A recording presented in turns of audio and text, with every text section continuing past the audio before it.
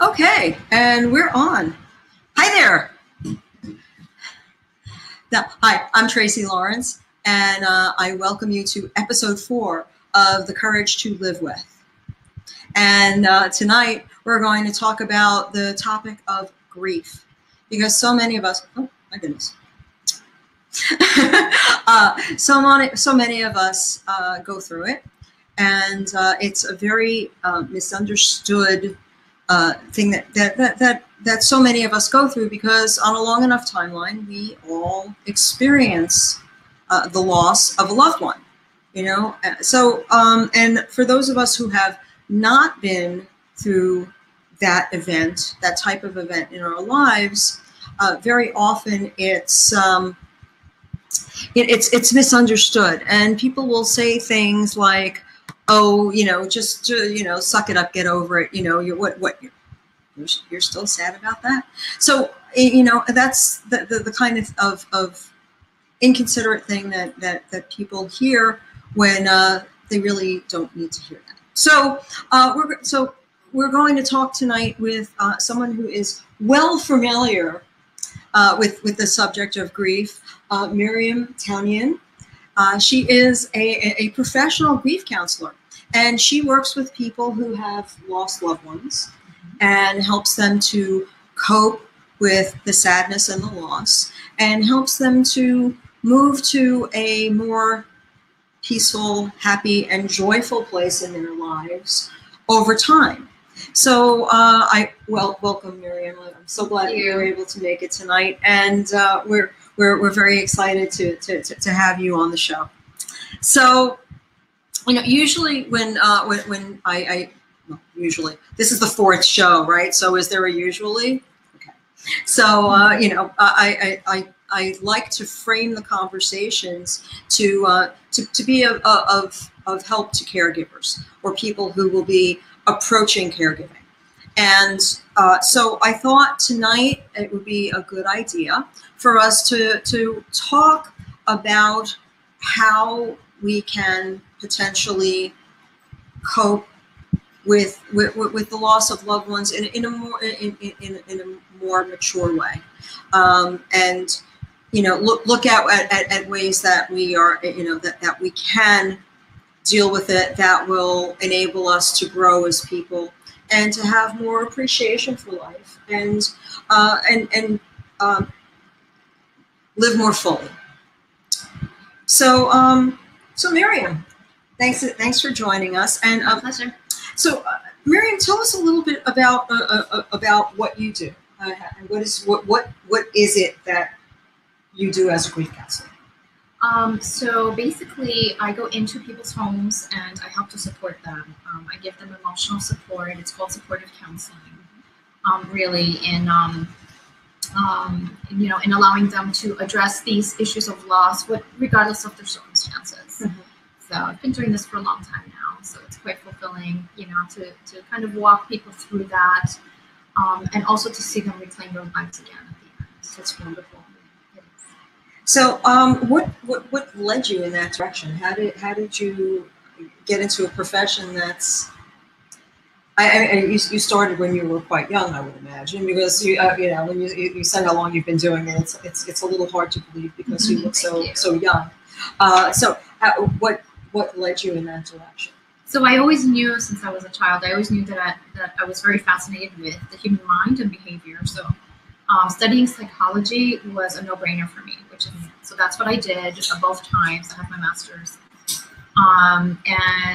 so I have had a professional career in the mental health field for over 20 years now. Yeah.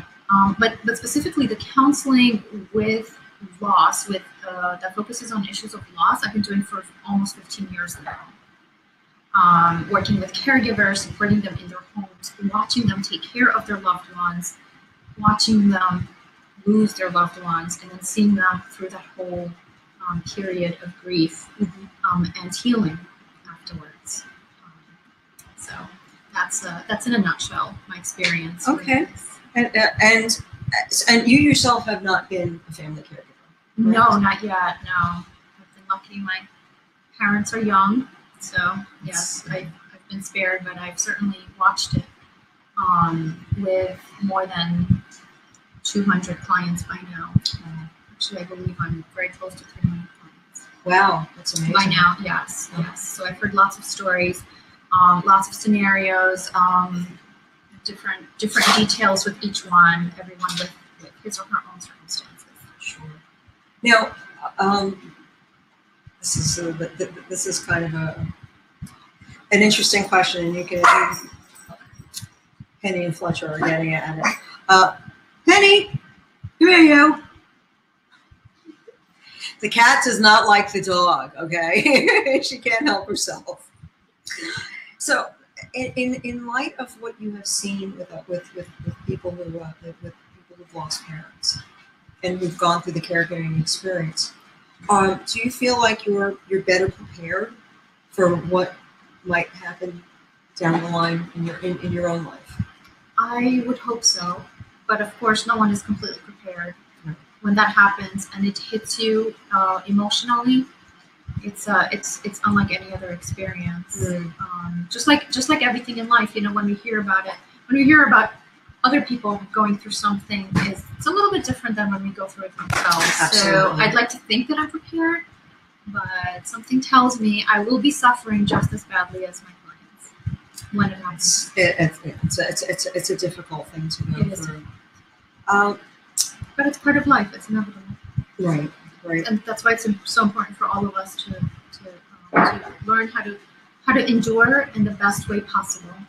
Right. To go through the process that is inevitable. Right.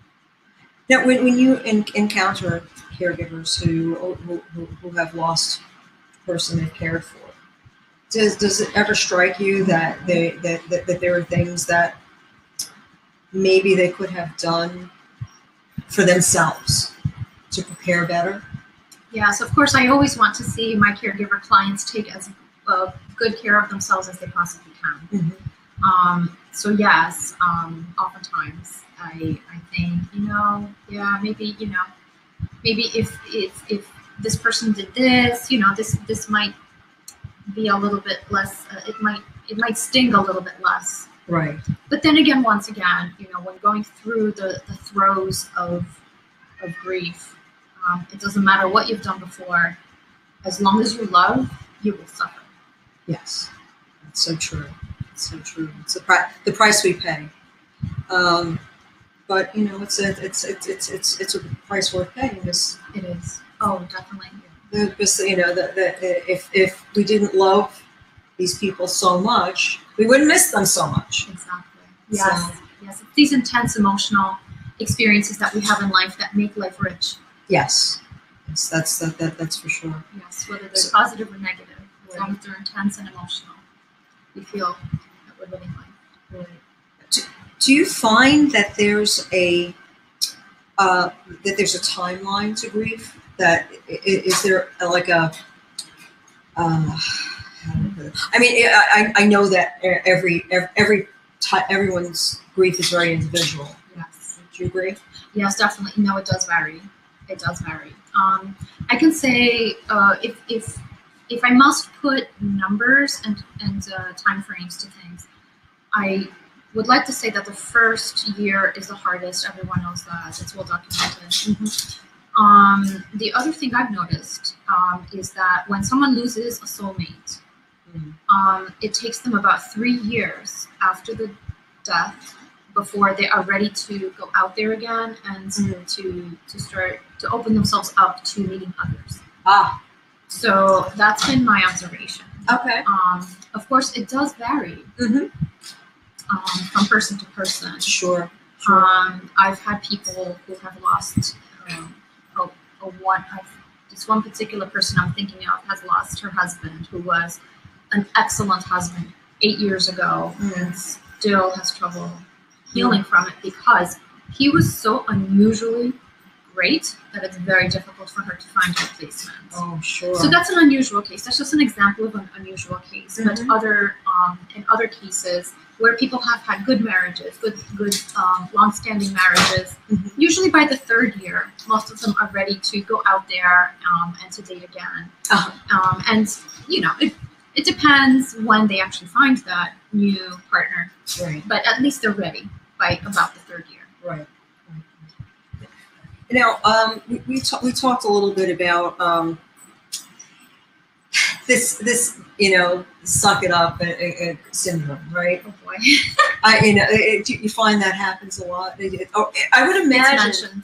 Yeah, and I would imagine there are a number of caregivers or people, mourners, grievers, who even think to themselves, "Why am I not getting over this?"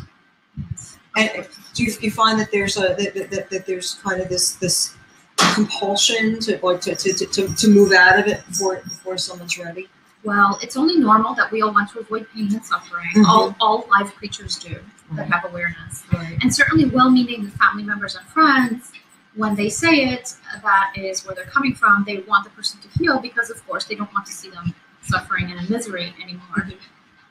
However, it's not really realistic. Yeah. I mean, in times of sadness, it is normal and natural to feel sad.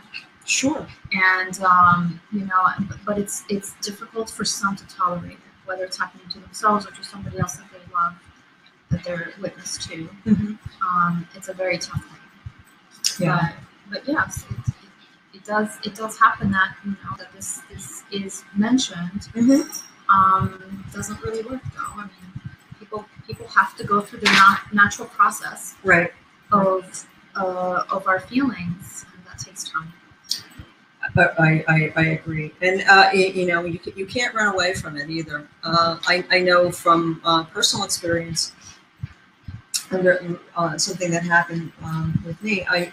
I noticed because my parents both had dementia, that grief started early, because you start grieving the loss of the person they were as they're becoming something else, something other.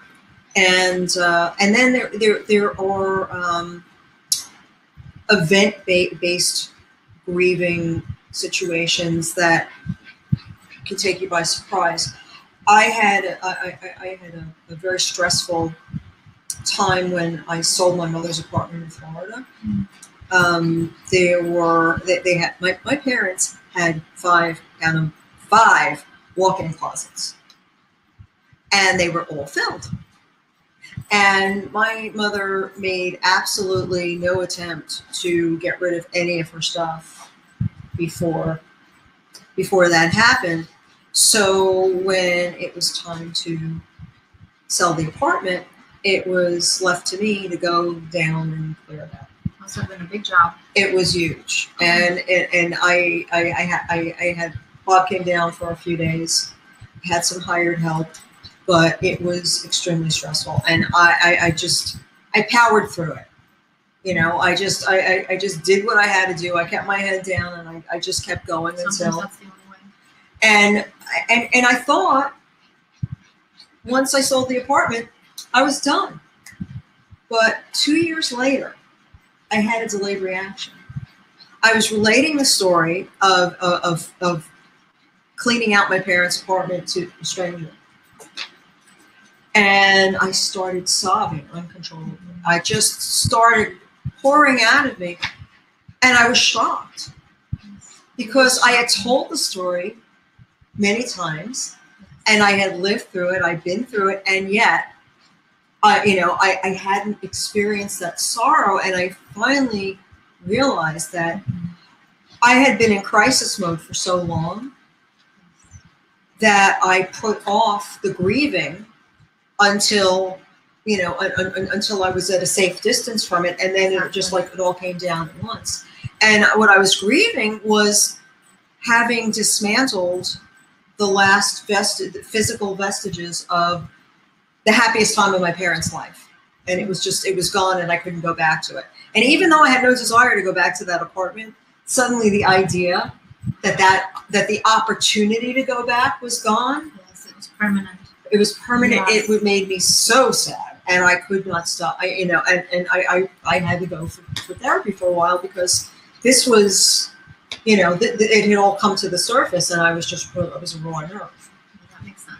And that was a real wake up call, and that's something that we as, as people have to, recognize that, we have our limitations, and, you can't outrun your feelings.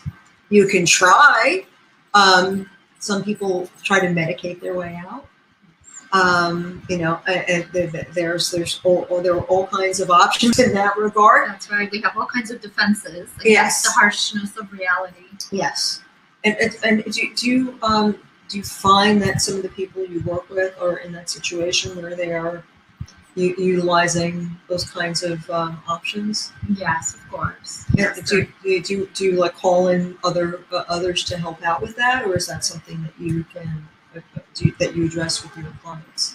I haven't yet, but in the situation that you mentioned where somebody might be abusing a substance, yes, I would of course make a referral to a substance abuse counselor or a psychologist that has expertise in that area. Okay. So yes, definitely. I call upon everyone I can think of that could possibly supplement what I'm doing for my clients to help them in the best way possible. Awesome. Now I see that you have here a list. We don't have a presentation per se, but Miriam has an outline of some of the stages. Would you like to kind of walk us through? Because it might be useful for people to know what to expect. And Penny wants to say hello. All right.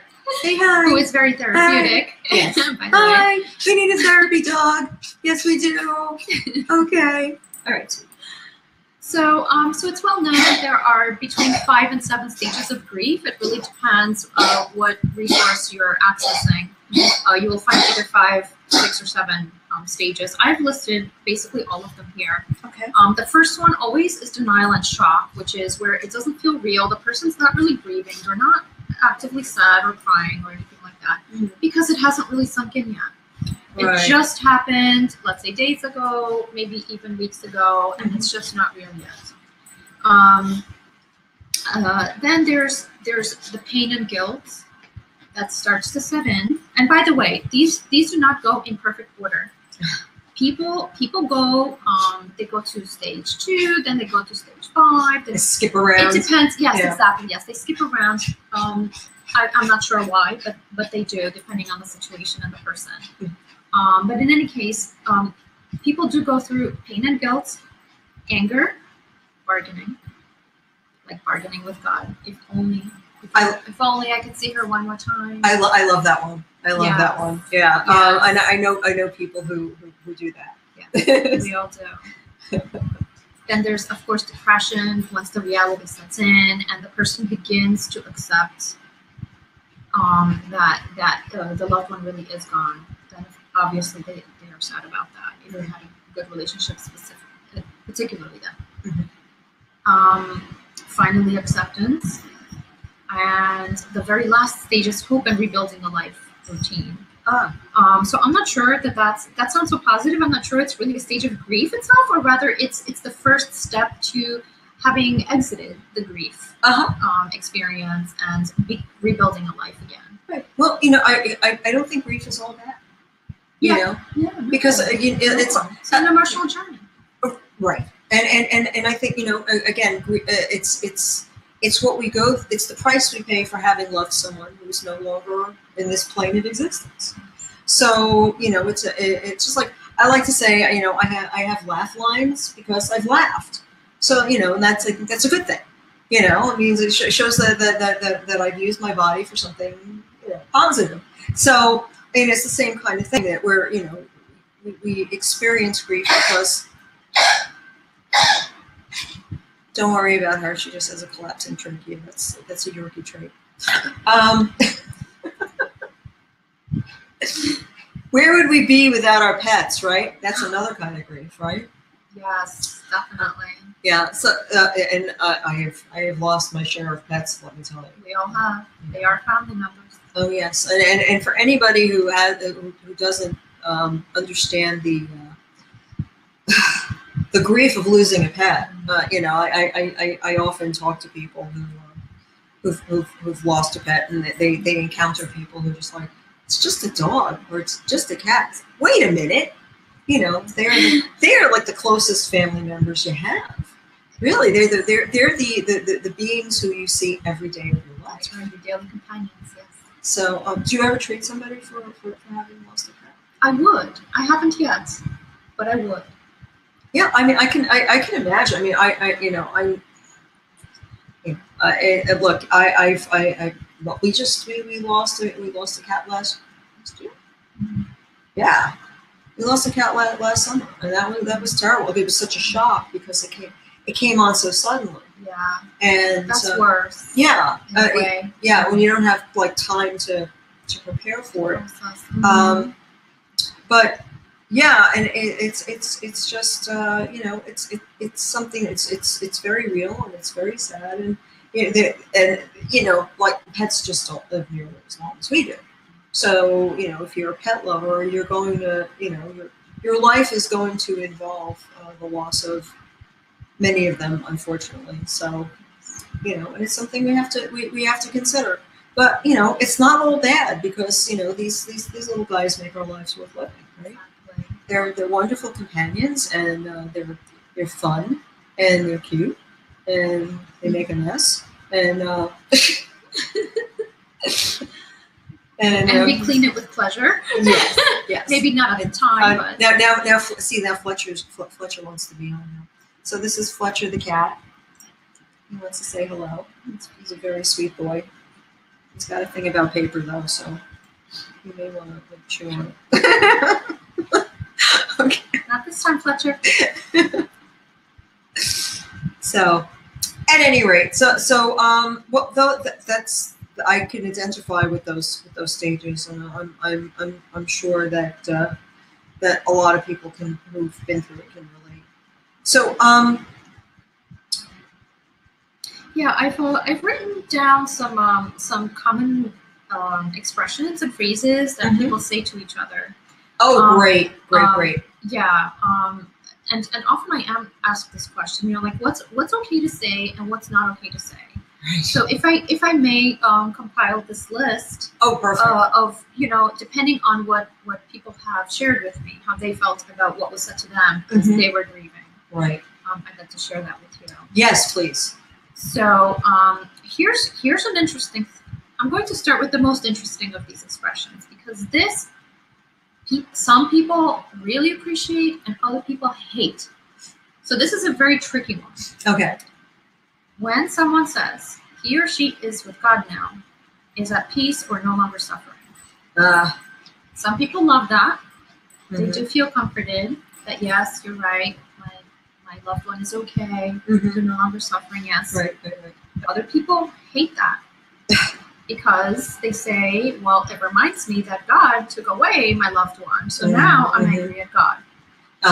So you really have to know the person, and their philosophy on life and how they feel before you say something like this to them. Okay, so that's the only tricky one. But generally, some things that people across the board don't appreciate hearing is there's a reason for everything, and again, it kind of touches upon the God question again.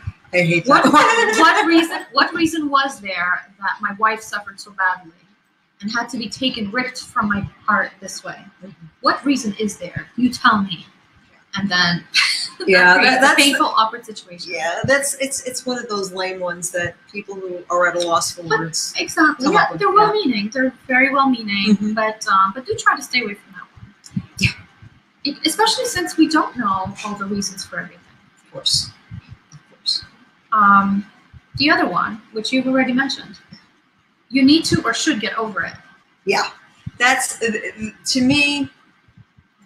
That just demonstrates profound ignorance, because grief is so individual. It varies so much from person to person, and not just from person to person, but it depends on the relationship dynamic. Yes. So the same person could grieve differently towards one person than on a different person in their life. Absolutely. Same person. Right. But it depends how their relationship was. Yes. On the another good point is we can never tell someone else how to be. No one can tell us how to be. We don't even have control over ourselves, over how we are. Mm-hmm. We have to deal with the way that we are, but we don't choose our natures. We don't choose our genetics. We don't choose all the things that have happened to us and that have shaped us. Mm-hmm. We don't choose some of our reactions. So we can't really tell someone else how they should be. Mm-hmm. How they are is how they are. And that's what we need to deal with. And that's what we need to support them through it. Mm-hmm. However long it takes them to go, according to their own timeline, it's their own process. So we don't want to say you need to or you should get over it. Plus, people experience emotions in different ways. You know, maybe I might experience the same feeling as you, but maybe I might experience it more intensely and longer. Therefore, it's going to take me longer to get over it. Mm-hmm. If I lose the person that the feeling is attached to. That's only logical. So it really varies from person to person. So we should try to avoid that. Mm-hmm. And also be strong. Once again, we don't want to tell people how to be. Mm-hmm. They are how they are, and we just need to support them through it. And also, you really can't be strong. It's nearly impossible to be strong when you're going through something horrendous and you feel weak and beaten down, or you feel very emotional, which is not a sign of weakness. It's being emotional. Being emotional is being emotional. It's not being weak. Mm-hmm. In fact, it is a sign of strength to be able to face and to get in touch with a very difficult emotion. Sure. Because the easy thing actually is to run away from it. That's what's easy. Okay. Sure. So the ones that avoid pain are not the strong ones. They're actually the weaker ones. Right. So we don't want to tell each other to be strong when it's not the time to be strong. It's time to just feel whatever is there and just accept it and allow it to be, because that's the only way that people are going to be able to release it. Is if they process it, then they can release it and let go and move on with their lives. What people do like to hear on the positive side now, I'm here for you. Simple, beautiful. That's it. That's all people need. Sometimes just a sounding board. Other times they do seek advice. But whatever it is that they need you for, just be there for them. That's all. Just let them know that. Mm-hmm. And don't just say it verbally and then disappear. Actually show it. Actually offer to do things. Actually do things if you know them well and you know the kinds of things that they do need to get done or things that they like, even if it's, dropping off a piece of chocolate to somebody. Mm-hmm. Taking somebody out just for coffee or a drink. Whatever it is. Sure. It could be very, very simple. Yeah. But show it. Show that you are here for that person. That's great advice. And I know when my mom died, there were a lot of people who said, here for you, whatever you need. Yes. And then they disappear. And that's disappointing. It is. And sometimes you don't want to reach out because you don't want to obligate somebody to be there for you when you need them, because you're not sure what's going on in their life. Sure. It might be an inconvenience for them. You don't know, so you don't try. Right. And also, incidentally, if you're a caregiver, another thing that happens is you isolate. So, relationships that you previously had that were stronger before your caregiving journey tend to, evaporate or become less strong, because when you're in a caregiving situation, you have a tendency not to want to talk about it all the time. You get really tired of hearing your own voice. You get tired of having to explain to people, why you're so sad, why you're so upset, what's going on, and you just, after a while, you don't want to talk to anybody. Mm-hmm. And so when you get to the end of the journey, it's that much more difficult, because now you're reaching out to these people who you haven't been in touch with for a while. So it's a difficult situation, and I think that caregivers in particular need more support from the people in their lives, because they're not used to asking anyone, and they need to be just encouraged a little bit, so for those of you who are who have knowledge of caregivers in your life who you maybe haven't heard from in a while, do yourself a favor and give them a call and let them know you're thinking of them, because it will help to pave the way to reestablishing a relationship with them. Once they're more able. The caregivers really do need a great deal of support because they're going through a very difficult time, and caregivers have a really bad tendency to neglect their own needs. So it's incumbent on the rest of us to be knowledgeable about that and to overcome, help them to overcome that, and to encourage them to take better care of themselves and to be part of their world, and be loving, be supportive, and as you say, don't just say it, show it, because it's very easy to pay lip service to an idea. It's a lot more difficult to follow up and do something that has value for the person that you're wanting to help. So. Yeah, and ultimately it makes all of us feel good when we do something good for somebody else. Absolutely. And the simpler it is, of course, the better it is. Yeah, and those are great sentiments. Yes. Yeah, I was thinking of a friend of mine who lost her husband when she was quite young. She was only 41 and he was 51. And I remember I went out to where she was living in Michigan. And we were just walking around her town, and she ran into somebody who you could see it was like they wanted to say hi, but they didn't want to say hi. It was like awkward, and afterwards I said, Okay. you know that person? And she said, yeah. She said, but I get it. I understand. It's like they don't know what to say. That's true. Yes, it's just uncomfortable. And yeah, and not having been through that myself, thankfully, she was really magnanimous about it, and and it was good for me to understand that, and that she was so accepting, that she understood, the awkwardness, and that people don't mean any harm. They don't, no. But they just don't know what to say. That's true, yes. And they want to be helpful, and they're afraid of saying the wrong thing. Yeah. That will not be as helpful. Right. So keeping expressions simple and supportive is a pretty good strategy. Yeah. Something as simple as "I'm sorry." That's actually the next expression on my list. I'm sorry for your loss. That's it, short and simple. Now, okay, I actually recently heard that there are people who don't like the loss part. Interesting. Because I forget how that went, but it's sorry for your loss. It's not really a loss. I forget why that was a problem, but I thought it was really interesting, and I just made a note of it and moved on.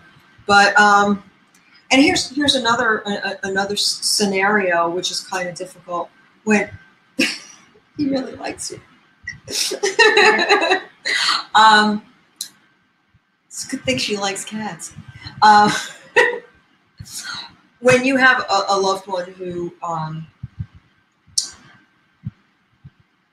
is in such a bad way that their death is actually a blessing. Right. That's a really tough one.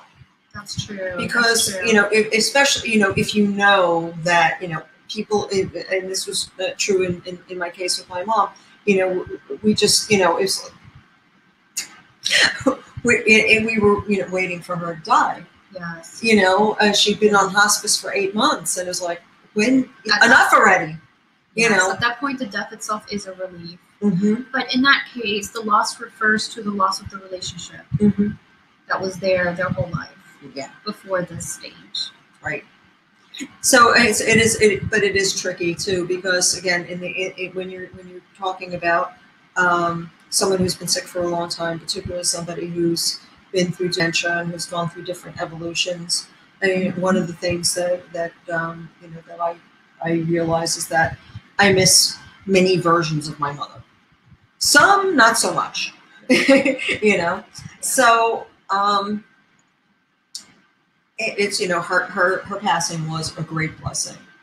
And, you know, and I was glad that, you know, not her suffering was over and our suffering was over.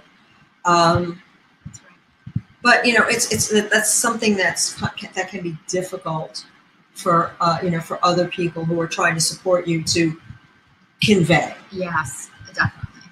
Definitely. Yeah, you make a good point. Yeah. So, you know, and this whole business of grieving and paying respects is, you know, it is tricky. But, you know, if your heart's in the right place and you keep, as you say, keep it simple.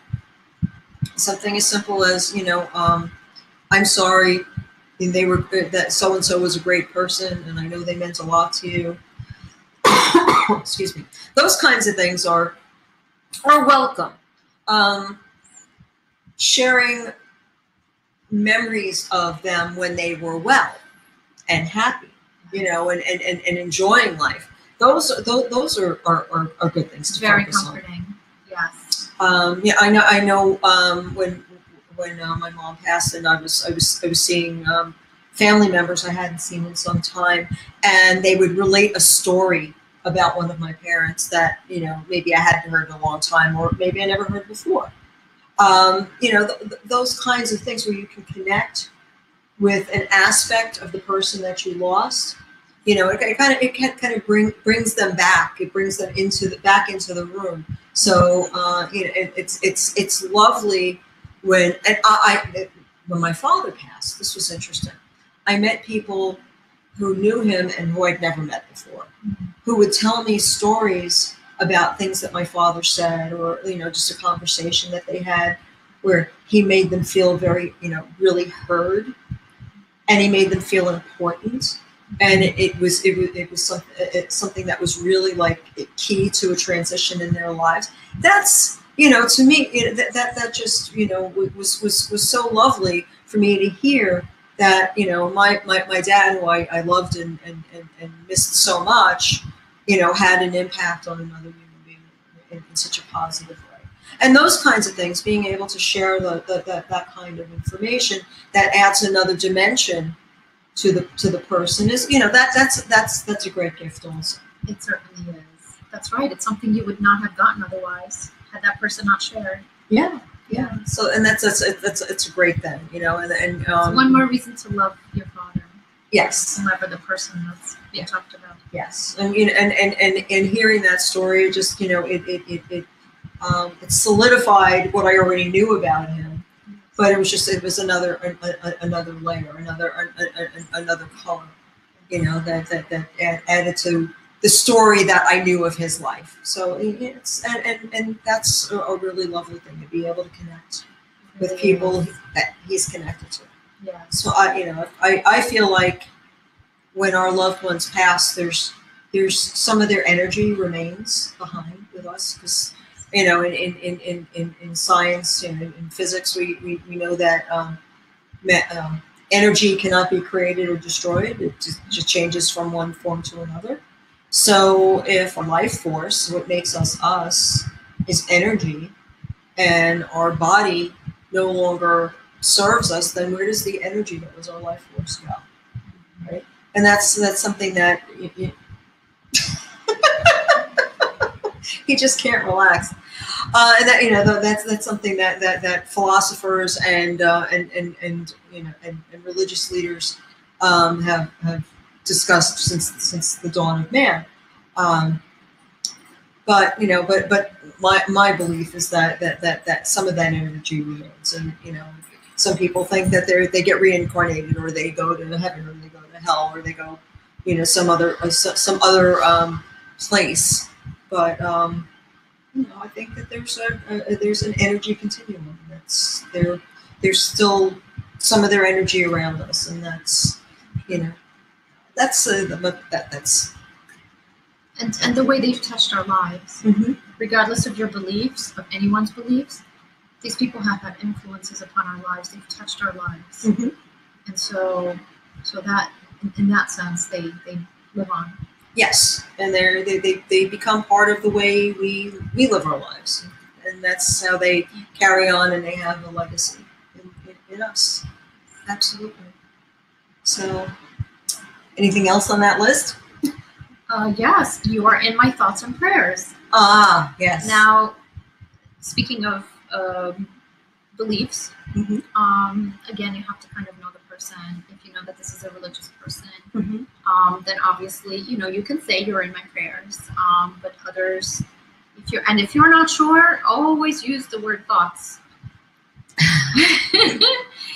And I find that most of the time, people kind of give a little bit of a hint as to how they feel about that, and they will then let you know whether they're receptive to spirituality on any level or not. So then you will know whether to also mention prayers in any way. But if you just start out with "you're in my thoughts," that's a very good universal way to comfort somebody and comfort their soul.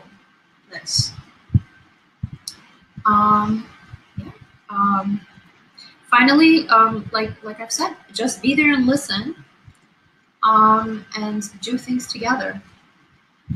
So again, more than just words, but even with words, sometimes just calling a person up and allowing them that space to just talk, to talk things out, and to just listen. Sometimes you don't need to. If you do find yourself at a loss for words, you really don't always need to have the perfect words. We don't always. Sometimes we can't find the perfect words in one particular moment, and that's okay. Sometimes it's okay to just stay silent and to just let somebody talk, and because somehow in that conversation something will come up to which we can respond and so that we can relate to, and something that knowing something about them will be able to respond in a proper way that will be productive and helpful to them. Good ideas. Yeah, so these are basically the things that I have found in my work with many caregivers and people that have gone through this tough experience. Tough but inevitable. Do you find that most of the people that you deal with are or have been caregivers? Yes, definitely. Yeah. And even if they haven't, they've had such a close relationship with that person that at some time or another they've shared some very important events in their lives. Even if they weren't really caregiving, in the manual sense, they've gone through things together, and at least emotionally they support each other. Right. So, yeah. So, do you ever find that that you need to talk to somebody after having been with someone who's very sad? Sometimes I have learned how to cope with that. Actually, I mean, I'm an optimistic person, and I know that one day they're going to be fine. So it's just a matter of me witnessing them getting there. So therefore, I don't hold on to the grief that they've just shown me. I don't get lost in my clients' problems because while they're ruminating on their problem, I'm ruminating on the solution. So this is one way that I can prevent burnout. And another one that all people in this field do is we can consult with one another. About a certain case without, of course, identifying details. Right. But we can all kind of brainstorm some ideas and share some tips for things that have worked for us, so that we can help each other out with our cases. So that happens too. So yeah, it's mostly I feel very positive about my work, even though in the moment while I'm with the clients, of course, I might be tearing up along with them. Sure. But by the time I leave, either I have a plan of action that we've already embarked on. I've already given them some tip that I know will bring them to a better place, or we've uncovered some key in their story that will help us to eventually get there. But I know that one day they will be okay, and it's my privilege to see them through that. Cool. Yeah. Without revealing any details about a particular case, can you reveal like a strategy that you would use to help help a person move from grief to a more joyful place? A strategy. Well, if there was one simple strategy that is. Oh no, I wouldn't say Yeah. but like something that worked, like with someone who was very, very sad, so that you could like some way of some coping mechanism that you help them with, so that they could move forward. Well, if somebody is really, really severely depressed at a certain time, they're not in the position, they're not ready to start making changes, Right. taking big steps. Mm-hmm. And so in that case, with that, in that scenario, the best thing we can do is to just allow them a chance to talk, to be there with them, and to allow them to talk. Now, some people, like we said already, may not be ready to talk, about things in detail, which is fine. But just us being there with them, sharing a coffee, whatever, just letting them know that we're here. Right. So if you want to talk, you may. I'm here. If they talk, of course, that's better, because then they're getting stuff off their chest. Right. So they will get some relief. But that's really the most important thing for somebody who's really down at a given point. Just to give them that space and just a little, maybe a little treat, something that we know that they like. And just share that. That's it. Just very, very simple. Not implementing a solution. Not pushing them to do something differently. Not yet. Just allowing them to just be. And now, something that's interesting that Miriam does is that she goes to people's homes, and yeah, and that's something that's really special, because there are other people in your profession where the patient has to go to an office or leave the home, and when someone's depressed, what they want to get themselves out.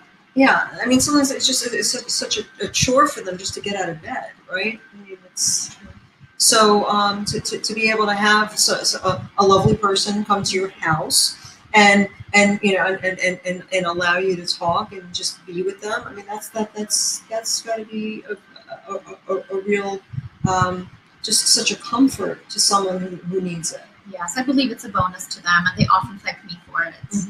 Yeah, they're very grateful for that. Also, if they have an illness or whatever happens, the weather's really bad, and they don't feel safe driving their cars. They might be older and less secure on the road, or whatever it might be. It's a very big advantage for them to have me come to them. That's also It's nice that you do. So yes. I like to accommodate people as much as possible. That's wonderful. So any well, we're getting close to the end. So any closing thoughts on the grieving process that you would like to share? Yes. So allow people to be there for you. A lot of times, like you said, people tend to isolate. They think, they don't want to hear this. They don't want to hear that. Very, very healthy to express oneself. Don't hold stuff in, because the more you hold stuff in, the more it's going to eat you up from the inside. And the danger in that is sometimes what happens with people is that things become psychosomatic. You may have heard that term before. That means that it's turning from the mental to the physical in manifestation. So it could create some physical discomforts that could be mistaken for illnesses. Now, at that point, you definitely, if you haven't gotten counseling by then, you haven't gotten things off your chest by then, you definitely want to do it at that point. True. Because if you don't, and you continue just holding stuff inside and not facing issues, then those psychosomatic symptoms will turn into actual illnesses. And that's called somatization. Right. So we don't want that. Right. We've all heard of stress-related illnesses. Sure. A lot of cardiovascular events. Anyway, I'm not a doctor. I'm not going to go into all of those. Right. But they can. A lot of really uncomfortable, very bad things can happen if we don't deal with our emotions. And please remember, emotions are physical. Every feeling has a chemical molecule to it that is floating around in our bodies. So definitely emotions are physical phenomena. And we should definitely address them as if we have a cold or any other symptom. If we're cut and we're bleeding, we take care of it. Well, take care of your emotions too, if they are difficult and negative. Now, Miriam, if someone wanted to avail themselves of your services, how would they contact you? How would they reach out to you? So, of course, I have a phone number. That's the most direct way. Okay. And that is 973-718-1813. I do cover most of northern and central New Jersey, so I take it by a case-by-case basis. And also, if somebody lives a little bit too far from me, I will reach out to one of my colleagues to try to accommodate every case that I get. And there's also a website, www.consolingcounselors.com. And there you can read testimonials and some other information about my background and what I do. Wonderful. Well, I certainly hope that people who view this will and need grief counseling will reach out to you. So I know I know that I have been able to connect Miriam with some people in my life, and she's been a great comfort to them. So appreciate that. My it's been pleasure. A privilege. I'm so glad that you were able to come this evening, and obviously Fletcher is too. He's out. He is just out. And Penny's over here. She's snoring away on the other side. She doesn't want to get too close to the cat. But at any rate, Miriam, thank you so much for joining me this evening. Thank you. And really my pleasure. And this webinar will be available for replay. So we will be posting it, and hopefully, if you were, for those who were not able to join us live, we hope you'll be able to enjoy the replay. And we thank you so much for your interest. And this is Tracy Lawrence from Grand Family Planning, and this is Fletcher, who simply cannot relax. And all right, so thanks everyone, and have a great evening, and be joyous. Life is great. Bye bye now.